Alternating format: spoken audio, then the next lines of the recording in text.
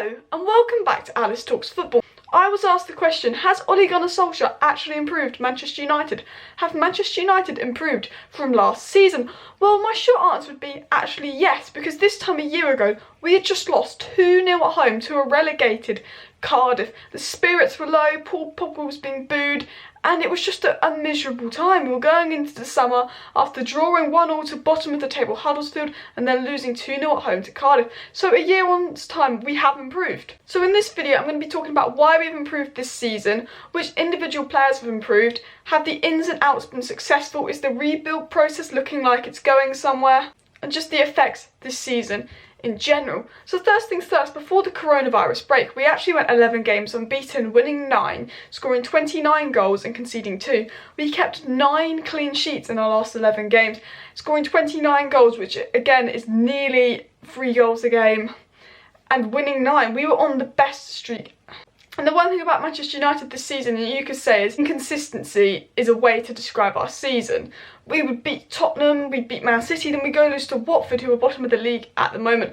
This is probably due to us having the least experienced squad in the league. We have the average youngest age for the squad in the league, and we have one of the least experienced managers in the league, probably explaining why we're so inconsistent. And obviously with the Bruno Fernandes arrival and his captain experience, we started to become more consistent as a team, which is a bit of a shame because we finally looked like we were building momentum as a team and then the season stopped. And I think one thing we know about Ole Gunnar Solskjaer is he's a momentum manager. It actually looked like we were on course to get 4th, overtake Chelsea and get a Champions League place. Now, how has Solskjaer improved Manchester United? Well, first things first, we need to look at the attack because Solskjaer is a striker and you can tell that he's improved the strikers. But before I get into that and how Solskjaer's improved certain players, please take 2 seconds to smash that like button and subscribe down below to Alice Talks Football if you're new, so you don't miss daily Manchester United related content from me. One player I think's really improved under Solskjaer and under his new role is our number 9, Anthony Martial. Now, Jose wasn't very good for Martial, not really giving him that much game time, shipping him out to the wing. But when Ole Gunnar Solskjaer came in, he went, Tony, you're my main man, have your number 9 shirt back, you're going to be our number 9. And you can tell how much happier Martial is. His hold-up play has massively improved. He has 16 goals this season, bearing in mind he was out injured for over 2 months. You know, when Martial gets the service, he scores goals. In the games where he doesn't get the service, he looks like a ghost and people have forgot him. But that's not their fault. But this season we've learned that if Martial gets the service, he can be a world-class number 9. Not just Martial has improved, but Marcus Rashford was in his best goal-scoring season under Ole Gunnar Solskjaer, playing in a sort of left-wing position where he's excelled more in the left-wing role than the striker role. He had 19 goals in 31 games before his injury. He was in course to get about 30 goals for the season, which is insane considering he's 22 years of age. And not just Marcus Rashford, Mason Greenwood, his first proper year in senior football. He was 17 at the start of the season. He has 12 goals to his name, and it's not like he's playing regularly. He's averaging a goal every 100 minutes. He's got 5 in the Premier League, 3 of those 5 are out the box, showing he's a brilliant finisher. He doesn't just score tap-ins, he's got loads in Europa League.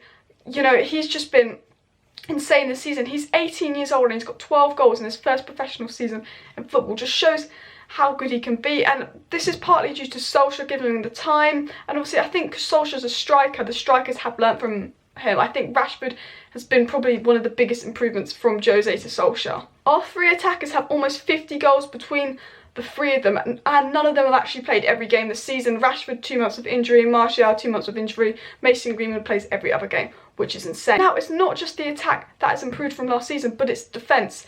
Last season we got 7 clean sheets in the Premier League in 38 games.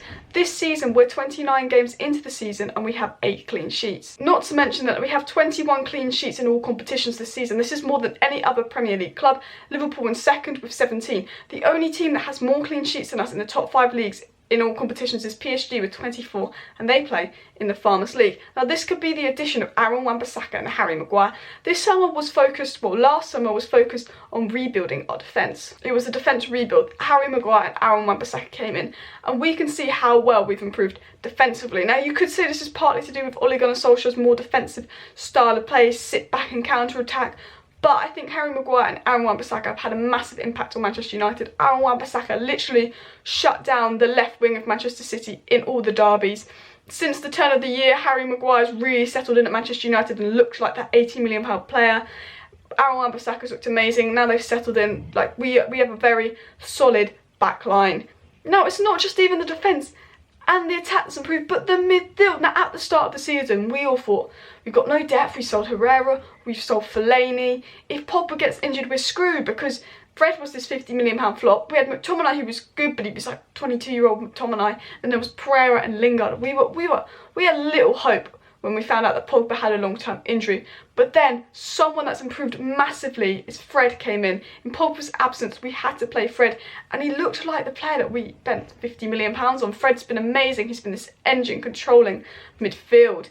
And McTominay was also brilliant this season. He got 2 back-to-back Manchester United Player of the Month awards before his injury. But then McTominay got injured, and we're like, oh no, Pogba and McTominay, our 2 best midfielders, injured. But Fred, again, just shined in a poor midfield. It was Fred, even we had to play Pereira at CDM because we had so little depth in the midfield, and Lingard. It was Lingard, Pereira and Fred did well in that midfield. And then Matic came in, and Matic looked like his career was done, and all of a sudden Matic came in and he started playing well. He started suiting this really defensive role.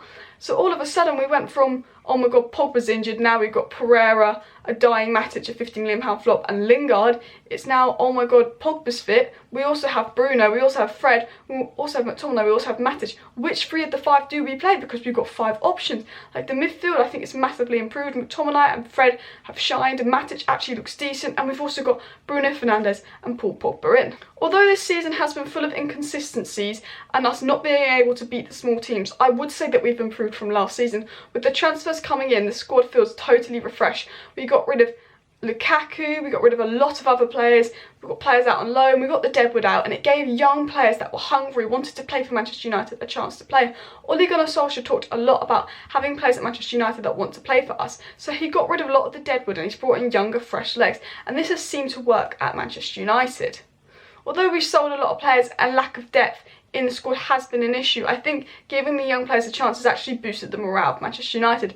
And this time last year, we had lost 2-0 to Cardiff at home. Well, this time, a year later, we are in a global pandemic. So technically, things aren't much better, but we were on an 11-game unbeaten streak. Bruno Fernandes had come in and he completely changed the mood at Manchester United. We've gone from, oh my god, what is wrong with this club?